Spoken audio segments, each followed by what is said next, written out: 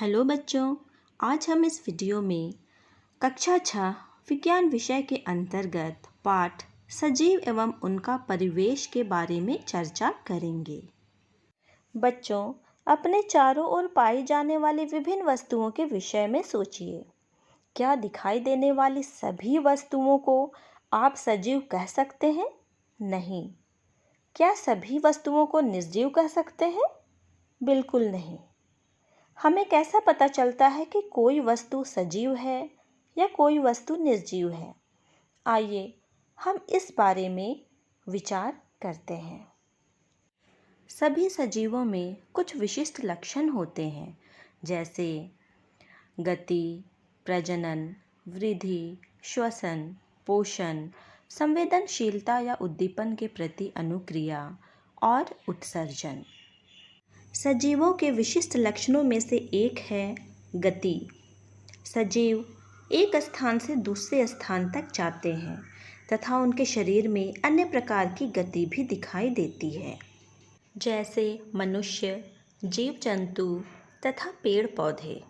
पेड़ पौधे सामान्यतः भूमि में जकड़े रहते हैं, अतः वे एक स्थान से दूसरे स्थान तक नहीं जा सकते हैं, परंतु विभिन्न पदार्थ जैसे जल, खनिज, संश्लेषित खाद्य पदार्थ पौधे के एक भाग से दूसरे भाग में संवहित होते हैं।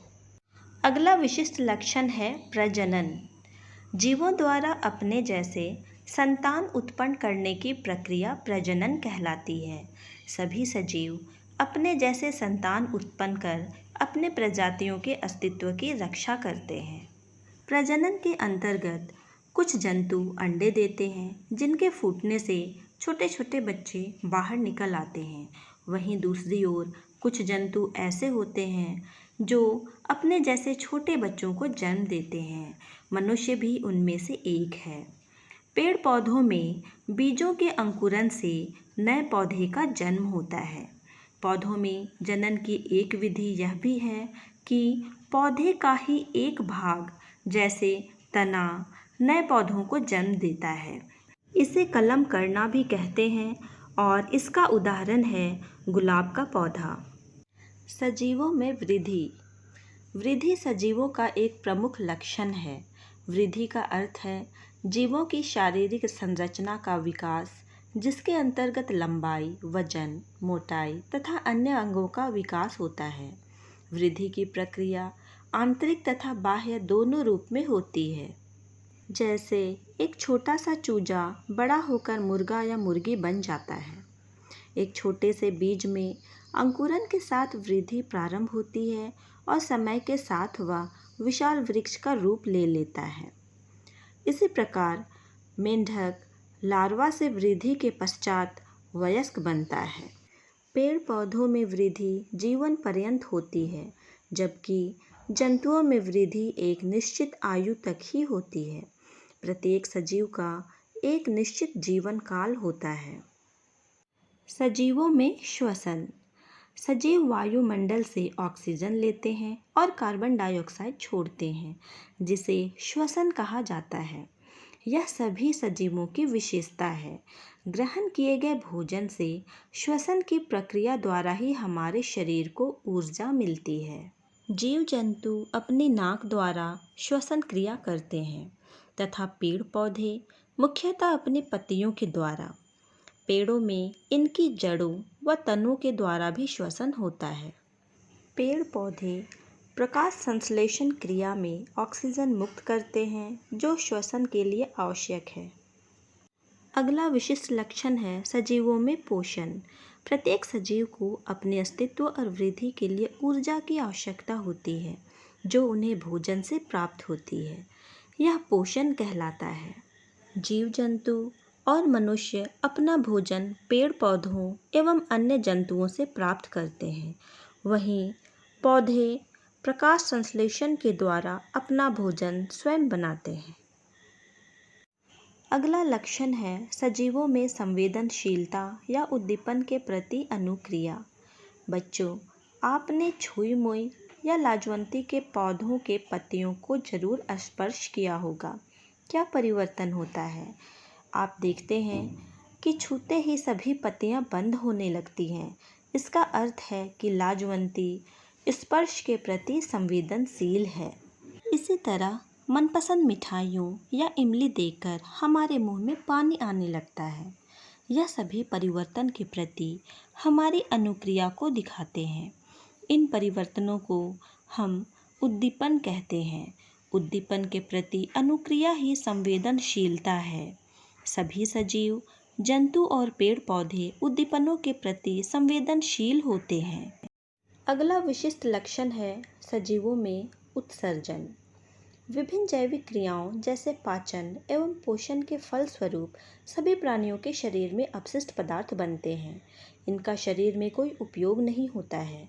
यह शरीर में उपस्थित रहेंगे तो हानि पहुंचाते हैं, अतः इनका शरीर से बाहर निकल जाना ही आवश्यक होता है।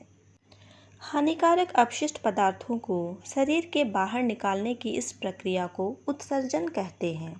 जंतुओं में मलमूत्र, पसीना, कार्बन डाइऑक्साइड गैस का मुक्त होना आदि के माध्यम से उत्सर्जन की क्रिया होती है।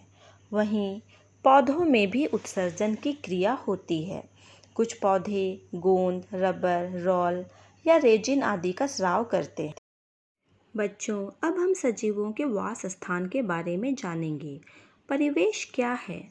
पौधे तथा जंतु जिस प्राकृतिक वातावरण में रहते हैं और अपना जीवन व्यतीत करते हैं, वह वातावरण उस जीव का परिवेश कहलाता है तथा वह स्थान जहाँ से किसी सजीव को पर्याप्त भोजन, सुरक्षा तथा प्रजनन के अनुकूल दशाएं उपलब्ध होती हैं, उस जीव का आवास या वास स्थान कहलाता है। आवास परिवेश का ही एक भाग होता है। किसी भी वास स्थल में केवल सजीव ही नहीं, निर्जीव भी रहते हैं। किसी वास स्थल के सभी सजीव जैसे पौधे, जंतु तथा सूक्ष्म जीव उसके जैव घटक कहलाते हैं और निर्जीव पदार्थ जैसे मिट्टी, जल, वायु, प्रकाश, ताप आदि उसके अजैव घटक कहलाते हैं। दोनों घटक एक दूसरे के पूरक होते हैं और एक दूसरे के लिए आवश्यक भी। वास स्थानों के कई प्रकार हो सकते हैं, जैसे स्थलीय आवास, जलीय आवास, वायवीय आवास। स्थल या जमीन पर रहने वाले जीवों का आवास स्थलीय आवास कहलाता है, जैसे वन या वन क्षेत्र, घास के मैदान, रेगिस्तान तथा पर्वतीय क्षेत्र। वन में घास पात, झाड़ियाँ, बड़े बड़े वृक्ष होते हैं। घास स्थल में घास, शाकीय पौधे तथा झाड़ियाँ होती हैं। वहीं मरुस्थल में फैले बालू के कारण घास पात और पेड़ पौधे बहुत कम उगते हैं। पौधों की कुछ खास किस्में जैसे नागफनी, बबूल, खजूर के वृक्ष आदि उगते हैं। जंतुओं में ऊंट, मरुस्थलीय केकड़े, सर्प तथा मकड़ियाँ ऐसे स्थानों में पाए जाते हैं। पर्वतीय क्षेत्र में सघन वन होते हैं एवं ऊंचाई पर हिमपात भी होता है। इन क्षेत्रों में पौधों व जंतुओं की अनेक प्रजातियां पाई जाती हैं। जलीय आवास दो तरह के होते हैं। पहला मृदु जल या मीठे जल वाले जलीय आवास, दूसरा समुद्री या खारे जल वाले जलीय आवास। मृदु जल या मीठे जल वाले जलीय आवास में आते हैं नदी, तालाब, झील तथा नहर नाले। इनमें तरह तरह के जीव जंतु और वनस्पतियां पाई जाती हैं। समुद्री या खारे जल वाले जलीय आवास में कई प्रकार के मछलियां, केकड़े, ऑक्टोपस, डॉल्फिन, व्हेल तथा कई प्रकार की वनस्पतियां मिलती हैं। वायवीय आवास सामान्यतः पक्षियों एवं उड़ने वाले कीट पतंगों के लिए माना जाता है।